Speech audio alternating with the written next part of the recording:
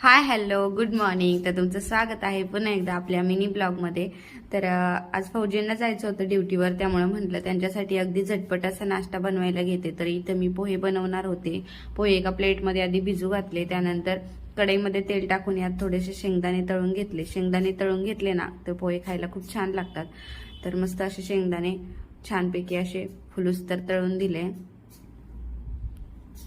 त्यानंतर तेलात मोहरीचा छान असा तडका देऊन घेतला आणि एक कांदा कट करून घेतला होता, तो पण टाकून घेतला. कांद्याला पण छान असं गोल्डन होईपर्यंत परतून दिलं.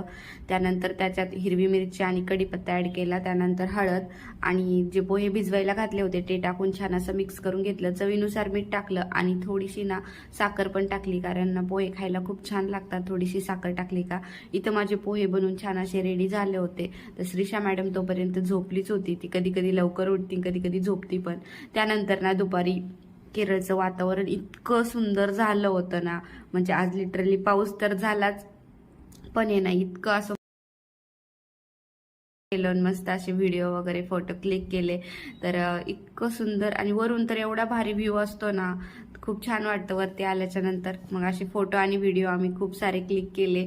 त्यानंतर श्रीषाची मस्ती बघा. श्रीषाला जर रूमच्या बाहेर आणलं ना तर ती अशी मस्ती करते. आपल्या गावाकडे तर एवढी थंडी लागते ना, आणि इकडं तर अजून एवढी गरमी आणि पाऊसच पडतोय. केरळमध्ये अजून पण पाऊसच चालू आहे.